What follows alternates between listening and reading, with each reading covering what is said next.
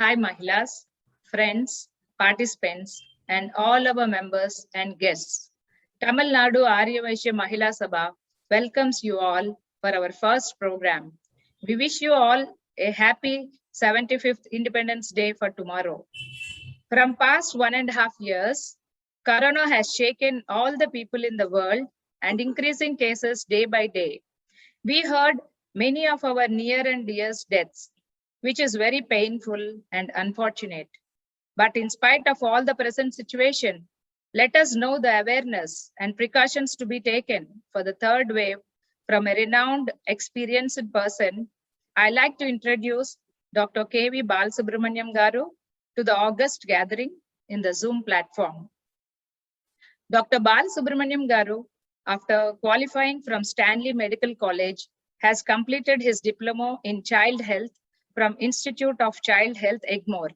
Then he moved over to UK in 1978 for higher studies. He got DCH from Glasgow University and MRCP from London, and he worked in the UK in various capacity till 1987. And he moved to Saudi Arabia and worked as a consultant pediatrician under Ministry of Defense. He moved back to Chennai from 1991. He has been working as a pediatrician cum neonatologist in GG Hospital. He established the neonatal unit, which is functioning till date. His kind-hearted nature and his intense passion for his profession and immense skill, his patient folks never leave him and makes him continue to work as consultant pediatrician in Kumaran Hospital. And he has his own clinic in Barnaby Venue till date. So here we present Dr. Garu, and let us all listen to him regarding the awareness and precautions taken for children for the third wave. After his speech, there will be a question and answer session to clarify our doubts by raising hand in the system. Thank you. My heartfelt thanks to Mrs. Manimala Rao for a beautiful welcome speech and heading us to know more about the speaker. As we know, honor is a morality of superior men. So let's make a moment with the chairperson, Mrs. Manimala Rao, to honor Dr. Balasubramaniam with a kind gesture on behalf of our Sabha.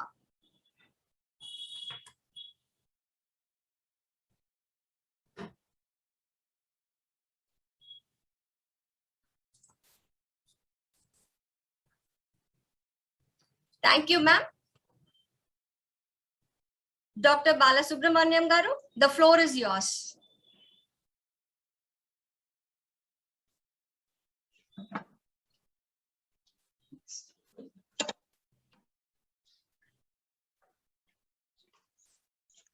Good evening, everyone. I don't know how many attendees are there, but doesn't matter.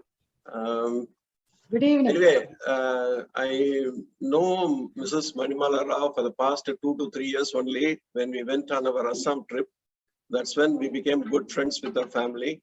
And I always admire her. She's always cheerful.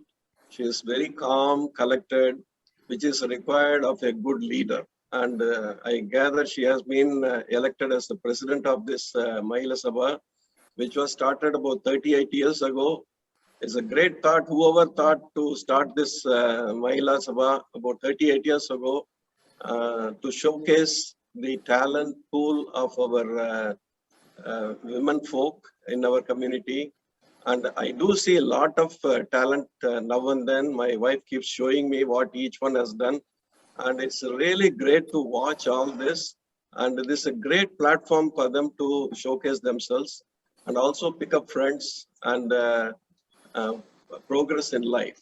So with this welcome, with this introduction, I thank Mrs. Manimala Rao for asking me to talk on this burning issue of COVID-19, which has been kind of bothering us for the past 1.5 years, and it's going to have the birthday next December, and that will be the second birthday for the coronavirus. Let's all make sure that will be a death day for that virus. So let's all work towards it and see how we can keep ourselves safe. I've been asked to talk on third wave, and the given time was 30 minutes. I don't know whether I'll be able to do justice and finish it in 30 minutes. I'll try my best. Okay. Yeah, first slide.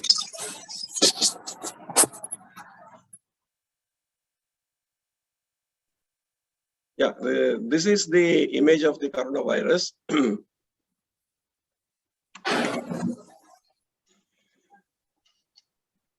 The name gets its name because of the crown-like appearance in the electron microscope. That's why it's called coronavirus. And so this virus has caused so much of havoc in our throughout the world. And what it has shown is you don't need a sophisticated equipment, military wear, or any other, sophisticated bombs to bring the whole world to a halt. And this one has brought it to a grinding halt. I mean, the flights were cancelled, the free streets are empty, people are all indoors. So this is, unprecedented, this kind of a thing that's happening. But anyway, the world has seen pandemic, not now, it has happened even before. 100 years ago, there was Spanish flu, and nearly about 100 million people died in that. Before that, there was plague. Before that, there was cholera. So this pandemic is not new to the country, our world. But this virus, still raging debate is going on, whether it's man-made or it's artificial, leaked from the laboratory, or it's a natural virus. So the debate is still going on. They are investigating the matter. But anyway, time will tell us. But at the present time, we are suffering with this virus. So what is the third wave? Is it a real threat? I think so. I think it is a real threat. Because some of the other countries, they've had a third wave, fourth wave. Some are even going into the fifth wave. So third wave is a reality. And for various reasons, why I think it is a reality. And I'm going to talk on these headings. Will it affect children? What are the symptoms in children? What to do if your child is affected? And how to prevent it? So what is wave? What does a wave mean? Wave means when we plot on the graph, you see a sudden spike in cases. That is what we call it as wave. In fact, it's not the virus that comes in waves. It's we people who move the virus in waves. So whenever there is people gathering in large numbers, you see infection spreading among the population, and then we see a wave. So what it shows is the virus doesn't move. It's the people who move the virus. Especially social gatherings, election, Kumbh Mela, family functions, festivals, funerals. We have heard so many people having gone to marriage or funeral, and they became victim of COVID themselves. So where is everybody rushing to after the unlock? Towards the third wave. See, this is just a cartoon, and how nicely it depicts. And the other countries, some of the other countries where they're seeing third or fourth wave is there, but anyway, that's doesn't concern us. And so this started from Wuhan. And how did it spread from Wuhan to various parts of the country? Simply by movement of people. People moved from one place to another, carrying the virus, and they spread to the whole world. In fact, WHO was a bit slow in declaring the pandemic. They took time. They took almost 10-15 days to declare it is a pandemic. And that gap was enough to spread the virus to whole world. In fact, it went to Europe and then to US, and then finally we got last year, January, even though it started in December in Wuhan. What's been the death toll? Worldwide, there's been 43 lakh deaths that's been reported. USA 6.17 lakhs, that's reliable. India, we are not sure. There have been 4.28 lakhs, they said, but people are questioning that figure. Even Brazil, we do not know, it may be figure may be higher. In fact, it will be very much close to around the 80 lakhs to 1 crore. People think the death toll so far. So what are the reasons for the third wave? And as we said, where people are moving, because when you unlock and because of COVID fatigue, people are just rushing everywhere.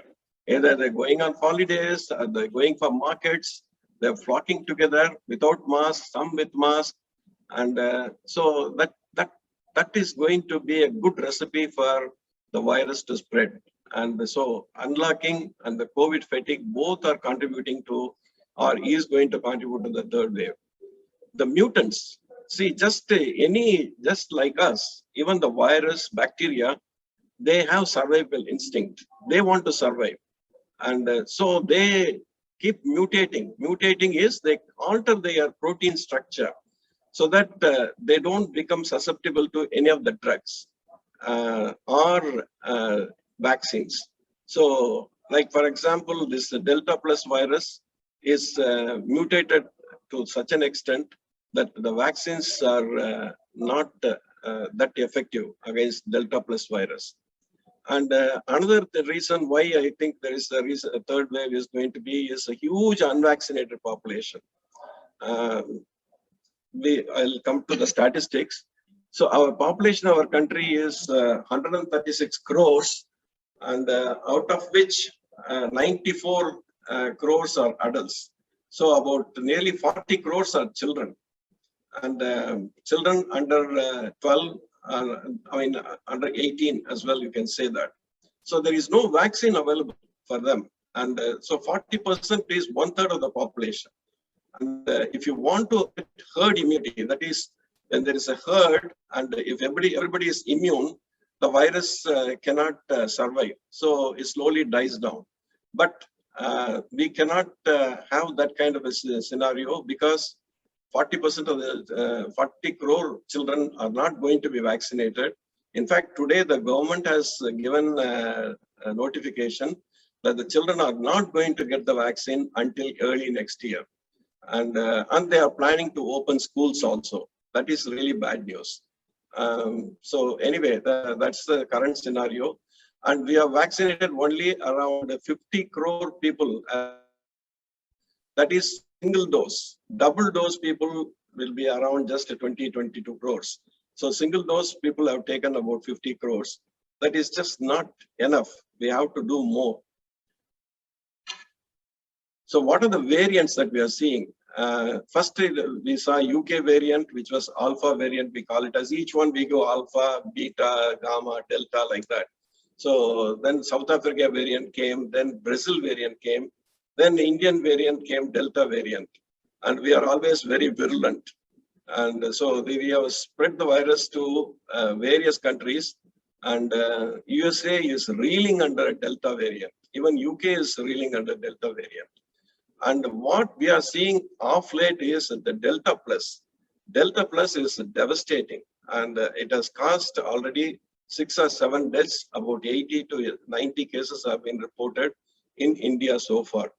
So hope this doesn't spread to other states. And some states like Kerala, they are still battling with the second wave. So where is the question of them having a third wave while other states are going to be having a third wave? Why variants? As I said already, virus mutates to keep alive, and the drugs are ineffective, vaccines are less effective, spreads easily. So that's why third wave is very likely. And more mutations are going to come, new mutations are happening. If you see alpha variant, if normal coronavirus infects 1 to 1, alpha infects 1.5 people.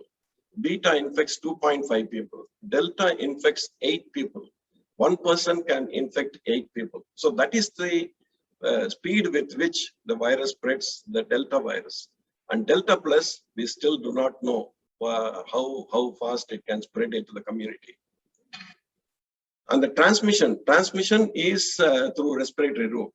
So if somebody coughs, sneezes, the viral particles come out. Even normal breath also can bring out the viral particle. And sneezing, coughing, those are the things that bring out the viral particle. And these viral particles can travel up to 15 feet. And so if somebody is in the vicinity of 15 feet, and if the person who is coughing is not wearing a mask, and the person who is there other side is not wearing the mask, the chances are 100% that the person is going to get the infection. But if both of them wear the mask, then the infection risk cuts down to by 85%.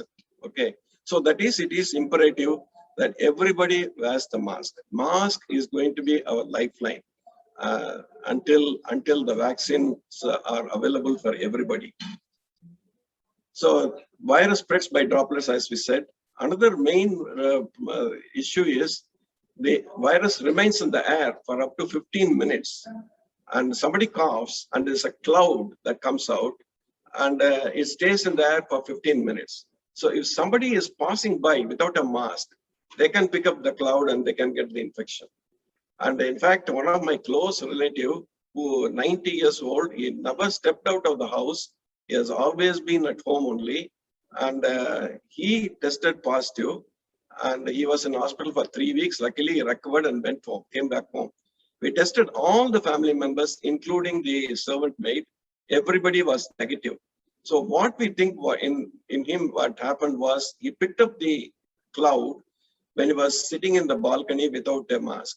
So that's why it is very important. I mean, when you are exposed to outside air, always preferable to wear a mask, any kind of a mask, okay? And when you touch infected surfaces, the viral particles are on your hand. And then if you touch your nose, eyes, mouth, you can self-infect yourself.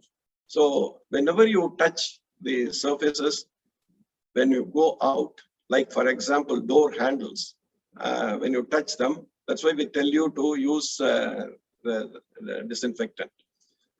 In fact, use your shoulder to open the doors instead of using your hand.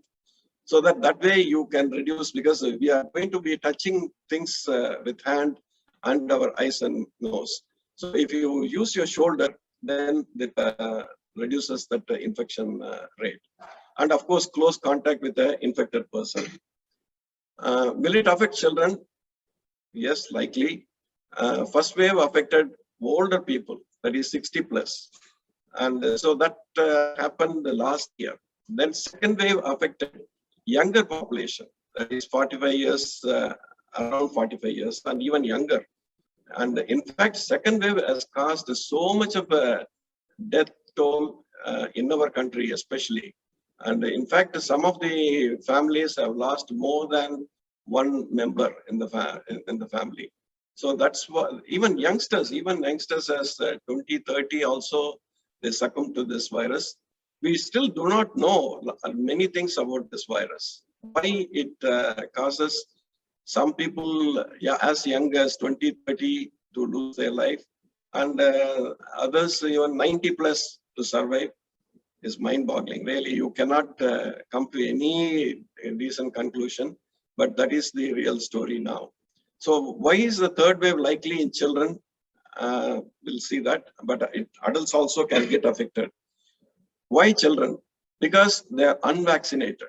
The huge population of 40 crore children are unvaccinated, and they have not been exposed to the virus. See, adults, at least people go out and pick up virus natural sources. Because they have been confined home, they have not been exposed to this virus. And so suddenly if they come out and when there is a spread with a new variant, they are going to be the target for the virus. And another reason why it is going to happen is adults are asymptomatic because of the vaccine or because of the exposure. So they are asymptomatic and they can bring the virus and give it to the children. And of course, when they start the school, we are going to see not the wave, epidemic, I mean, pandemic again is going to come again when they start the school. Already it's been reported, next slide shows that. So there have been 300 children that's tested positive in Karnataka, 23 children in school in Himachal Pradesh, And in fact, Maharashtra have closed all the schools now after hearing this story. And I don't know what Tamil Nadu is going to do. Whether they're going to open up the schools on 1st of September as they're planned. But my inclination would be not to start the schools until all the adults are, taken the vaccine, and or the children have taken the vaccine. I know it's going to take time, but the safety is more important. What is the disease like in children? Usually it's very mild, and that's the case so far. We do not know when the mutants come. We do not know how it is going to be. Because of the less ACE receptors, that is the receptors in the lung, the coronavirus logs in to these ACE receptors and then it enters the system.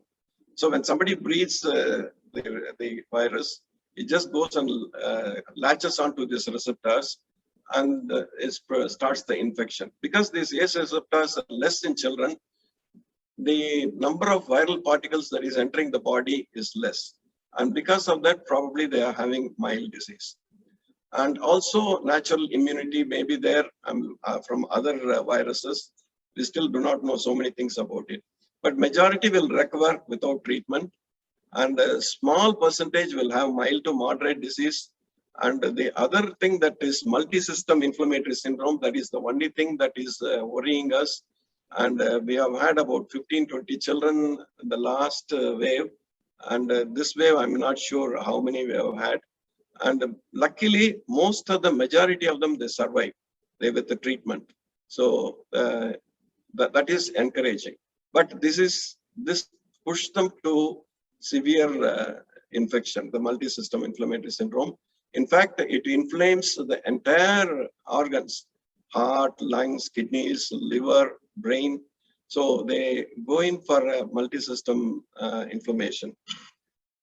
So what are the symptoms? Fever, cough, runny nose, sore throat, body ache, weakness, diarrhea, nausea, vomiting, abdominal pain, and the loss of smell and taste, skin rash, red eyes. We used to see in the first wave, we used to see a lot of adults with loss of smell. Even children have seen loss of smell and taste. But the second wave has not, we have not seen that much. But there is a lot of diarrhea, vomiting, and abdominal pain has been the main symptom. And weakness. Children feel very weak. Of course, adults equally, but the children feel very weak. And they have intense body ache. And generally, children, of course, they cannot tolerate that much of a pain. So they do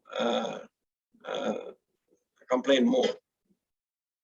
And what is this multi-system disorder? I'll just briefly mention. Usually occurs 2 to 6 weeks after exposure, involves multiple organs. And usually it is in children between 2 to 15 years there. And being seen in infants also. We have seen one preterm baby with a 36-weeker whose mother was COVID positive, and this baby showed these symptoms. And the same thing again we are going with the multi-system disorder. We are going to see red eyes, and they are going to have skin rash. They'll have red palms and soles. They have headache and body ache, and again they are extremely tired, and they are very sick. So they require hospitalization. And what are the warning signs? Breathing trouble. Okay, whenever the children have breathing trouble, always think about COVID and take appropriate measures. And they have intense pain or pressure in the chest, confusion, inability to wake or stay awake. All these are part of multi-system inflammatory syndrome. Why I'm mentioning this is so that you are aware about these symptoms and you have to take your child immediately for treatment. Okay, so that's why I'm mentioning these things. But this is rare. The syndrome is rare. So don't go into panic mode and start doing things too aggressively. But bear all these things in mind so that it will click you at that time when your child, by God's grace, the children are not affected forcefully. But when the child is affected, so you know what to do. And low saturation, pulse oximeter, of the time. So low saturation and pulse oximeter. So there is show me the pulse oximeter. So pulse oximeter is a very important tool. The COVID, main problem with COVID is it causes hypoxia, that is lowering of the oxygen level. And how do we measure? Very non-invasive method. I'm sure many of you would be having this, would have used it, but I'm still again just reiterating this. Every one of you must have a pulse oximeter. If you have a family with children, buy a pulse oximeter and check the oxygen saturation and make sure it is 94 and above. And if it is 94 and below, you have to seek medical advice. And so you have to keep monitoring their oxygen level periodically if they are infected. And what are the tests to be done? RT-PCR is the standard gold standard test, which is 70% positive, but still 30% is negative. Doesn't mean they are negative, but it shows that is the positivity rate. There is another antigen test, which is 50 to 60% positive. And Coviself, you can do it yourself. You can buy it off the shelf and you can do it. There is instruction leaflet on that, how to do this. So if you have doubt, you can do it. And if it is positive, the child is positive. If it is negative, doesn't mean it's negative. But at least this is a quick test. It costs only 250 rupees and you get the report within 15 minutes. So you don't need to lose your sleep overnight, and you can do this test if you think your child may be having. I'm just mentioning, okay, you can think about this also. So what are the things to have at home? Thermometer is a must. So many family, they don't have a thermometer. Only after the child gets the fever, then they think about a thermometer. So it is very important that all of you have a thermometer. If you have children, or even for yourself will be useful. And buy a pulse oximeter. It's very cheap. It's only 1,200 rupees. And a paracetamol syrup or tablet. I've seen many rushing to the pharmacy after the child develops fever. Don't do that. I mean, maybe middle of the night. And so keep a stock of paracetamol syrup or tablet and oral rehydration solution and Ondam or Emised syrup if they start vomiting, and buy some pain bombs also. So isolate the young with one adult because the children need adult support. If it's the adult gets infected, we can put him into a room, shut the door, and we can monitor. We can talk to him over the phone. We can do all that. But children, it's not like that. They need help.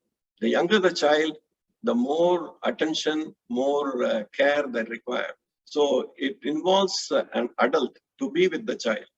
And if that adult is immunized, is fine. But if he is not immunized, he runs the risk of developing the infection. And if both the child and adult both are infected, I mean, who is going to take care of them is even more difficult. That's why it is very imperative all the adults get vaccinated. So at least you can look after your young children if and when they get infected. So that the message is go for the vaccine. Even though there is a lot of debate about how much protection it gives, this, that, but definitely studies have shown it prevents serious disease and hospitalization. And there is fever, give paracetamol, and if there is vomiting, Emised. Give plenty of fluids for rehydration, and sponging if temperature goes very high. Just put a wet cloth for the forehead. Tap water, you dip the cloth and put it for the forehead and bring down the temperature. And keep checking oxygen saturation. And they might have a nasal block. And because of that, they have a breathing problem. So immediately patients think, oh, he has got a lower respiratory problem. It could be upper respiratory problem. So put the nasal drops. If the nose is clear, they breathe okay. So you don't have to rush in. But your oxygen saturation will give you some indication as to the exact condition of the child. And if there is breathing difficulty, obviously you can see if a child is finding it difficult to breathe, then you can see and you can seek help. And prevention, and what are the ways we can prevent and avoid contact with the positive case, we know all that. Not to touch the eye, nose and mouth, that is very important. Whenever you go out, you wash your hands nicely or use sanitizer and clear the virus of your hands. And avoid enclosed spaces. This has been shown time and again. Enclosed places is very bad for coronavirus transmission. And if about 10 people are gathering in an enclosed room with the air condition on, the virus spreads very quickly. So always keep the doors and windows open. Think that there is a smoke in the house. What do we do when there is smoke? We open the windows and doors for the smoke to go. So just to do that and avoid enclosed spaces. Mask is a must. I'll come to that next. And avoid crowded places, obvious. Okay, when you go for a crowded place, you are inviting the virus. And vaccinate all the adults. Most of the adults should get vaccinated. And the children should take usual vaccines. They should not be missing on any vaccines. They should take all the usual vaccines. And flu vaccine is better. I would advise flu vaccine for all the children. Because if the children develop flu on top of COVID, it's going to cause more harm to the child. So what are the different types of masks? Cloth mask, which is multi-layered. Use a multi-layer cloth mask. I mean, single layer mask might not do that much of filtration. You can use multi-layered cloth mask. And the surgical mask is available. It's a bit cheap. But the problem with surgical mask is it only lasts for about 4 to 6 hours. It doesn't hold beyond that. But if you keep on using the surgical mask, it's useless. It's absolutely useless. So you have to probably have one mask a day. When you're going out, use one surgical mask. I've seen many, after using it, they just fold it and then put it in the pocket as though it's a kerchief. Again, when they come out, they take it out and put it on. That's no good. It breaks the barrier of the mask. So there's no point in doing that. The masks are always, you must touch with the ear loop. You should not touch anywhere else. And this is an N95 mask. I'm just showing it for this thing. This one has got a filter. It has got a filtration inside, and it filters viral particles and even bigger size particulate matter, PM 2.5 and above. And this is a little bit expensive. This is about, it might cost 20-25 rupees. When it came to market first time, it was selling for 250 rupees. Now it has come down to 20 to 25 rupees. The problem with this is you can use it for one day, but you have to allow it to dry. Naturally it has to dry, and you can use it after 4 or 5 days only again. So you can't keep on using it again and again, the same mask. So what I would suggest is, if you can afford, you buy 4 or 5 masks and do it in rotation, Monday, Tuesday, Wednesday, Thursday, Friday, like that. And then again start rotating. So 1 month, you can use 5 masks. That will come to 125 rupees. So that way, this gives better protection than a cloth mask or a surgical mask. And if you are going to crowded places, use a double mask. Single mask might not be enough, especially with the variants, which passes through very quickly to all these barriers. So it's better to use a double mask. You can use a cloth mask. On top of that, you can use a surgical mask, a fresh surgical mask when you're going out. So vaccine, what is the status of the vaccine? May be available 12 to 18 years shortly, but now today the government has said no, they are not going to get the vaccine. Only children with comorbid conditions, they have got some diabetes or liver problem, heart problem, only they are going to be targeting that population. Healthy children are not going to get the vaccine until beginning of next year. And 2 to 12 years clinical trials are on. Again, the vaccine is going to be available only next year. And the probable candidates are Covaxin and ZyCoV-D, and the trials are ongoing. And another good news is the government has approved the vaccine for lactating mothers and pregnant mothers. And in fact, we were the last ones to approve. The whole world approved much earlier, and we started only recently. So do not think that somebody is pregnant not to give the vaccine. Please take the vaccine, give the vaccine. It protects the mother and also the child. So what are the things that you should do, manage during lockdown? Children are bored because they're playing video games or doing something. I mean, they're really bored because they cannot go out and play, and or they keep talking to their friends over the media, mobile or whatever. So you have to reduce the screen time, except the classes, reduce the screen time. I've seen lots of children spending 6 to 7 hours on top of classes. That's really bad news. That causes a lot of eye strain. We used to see a lot of children with eye strain and redness of the eye. And so to avoid that, give 10 minutes rest for the child. If they have 1 hour of screen time, give 10 minutes rest for them, and then only they should touch the mobile again. Okay, if they occupy them, either playing board games or music, do household chorus, new skills, and exposure to sunlight. That's another thing that is very important, because most of them are confined to the house. So hardly any sunlight is coming through the windows and the doors. So they must make sure they go up the veranda or go up to the roof and expose them to sunlight, wearing a mask for about 15-20 minutes, just to make sure they expose themselves.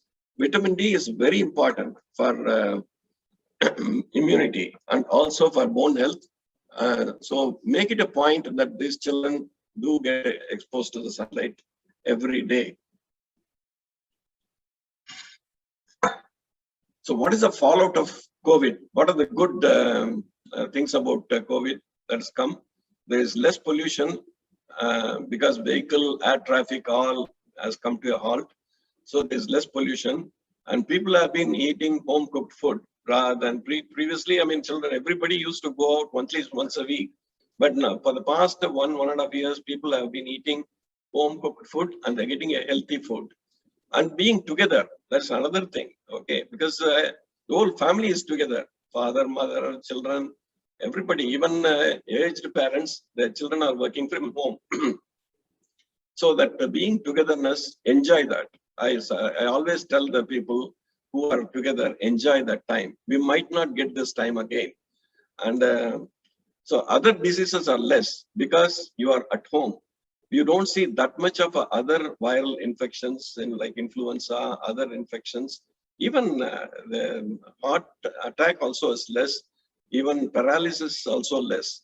We do not know why all that is less, but that's what we have seen statistically. Other viral infections are less because the children are not going to school picking up infection from there. So that again is less. In fact, many of your children, they might have been free from any infection all of the last year. And that taught us cleanliness. See, our age-old tradition was when you go out, come in, you wash your hands, feet, face, and leave your footwear outside, then only you enter the house. That cleanliness we lost somewhere on the way.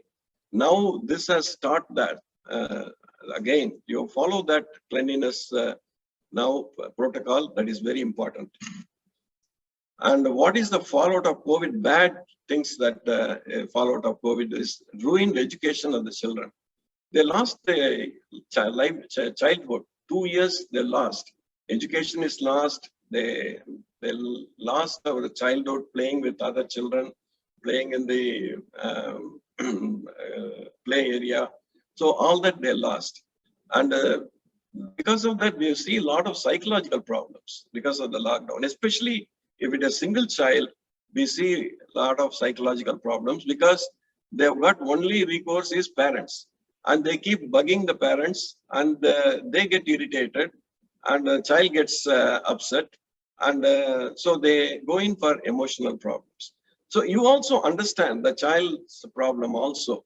So give some time for the child also, okay? And because that's the only child, is not able to go out, he's at home. So spend time and don't get upset with them or angry with them. And of course, eye strain, addiction to video games, obesity. We have seen lots of children become obese. In fact, I have lots of children, every month they've been putting 1 kilo because they're housebound, they keep snacking and eating, and their weight is gone up so much. So obesity is another problem. And it left a lot of orphans. And so because both the parents have succumbed to the virus. And so we have quite a number have become orphans. What I would suggest to the Mahilas is you can identify these orphans and see what support or help you can offer them. That would be my plea, and see whether you can take that up. And the second wave, of course, a lot of lives lost, and it pushed to poverty. Daily wages, they've really been pushed to poverty, because if he doesn't go for work, he doesn't get money. So whatever way we can help, we should be helping the daily wages. So the mantra for the prevention of infection is 4 things. Okay, mask is very, very important. Avoid crowded places. Whenever you step out of the house, always wear the mask. Okay, don't go into crowded places, and wash your hands when you come home or when you go and touch anything. Either wash your hands or use the sanitizer to get rid of the virus. And another thing that I forgot to mention was what of the fall of good COVID is Mahila Sabha has come to my house. So that is the other good thing that happened. Okay, I think that's about it. And so I thank everyone for patiently listening. Hope I have driven across the messages and whatever I could. And if there may be some gaps, like whatever doubts you have, you can ask me. I'll try to clear your doubts. Thank you so much, Doctor. We have been constantly praying for the current pandemic situation and our survival. And today, our prayers have been answered here in our midst by you. We are so grateful to you, Doctor, for filling us with valuable insight that we have to adhere and continue to adhere in our lifestyles. We also assure you that we will observe the precautions properly. Doctor, I have 2 questions in the inbox. Shall I continue asking you? Yeah, sure. Question number 1. Can you give us some immune boosting tips? Plenty available. I mean, nothing, you don't have to boost your immune system, especially children. You don't have to boost with anything. They have natural immunity, and you eat a balanced diet. You eat plenty of vegetables, fruits, and whatever is available naturally. And only one vitamin I would prescribe is zinc vitamin, because our population is very much devoid of zinc, because the soil itself is devoid of zinc. So that's the only reason I would give Zinco-Vit syrup, but for 15 days only. Okay, that to boost the immunity. That's all. Nothing more than that. I've seen parents giving Zinco-Vit for months on. So that is not recommended. So just you don't have to really do anything. Just eat normal diet, balanced diet, home cooked food. That is good enough. Thank you, Doctor. Shall I continue with the next question, what I received? Yeah. As of latest update, Lambda variant is neutralizing the vaccination. Yes. What will be the alternative steps that have to be followed? Nothing. Pray. Pray. Okay. Because even Delta Plus is eluding the vaccine. So the other mutants we still do not know. I think we just have to pray. More than prayer, yes, prayer is there. Follow all the COVID protocols. That is very important. And if you want to prevent yourself from getting exposed, follow the COVID protocols and avoid crowded places, and keep yourself safe. That's the only thing. Doctor, I received one more question. Yeah. A real-time experience to be shared.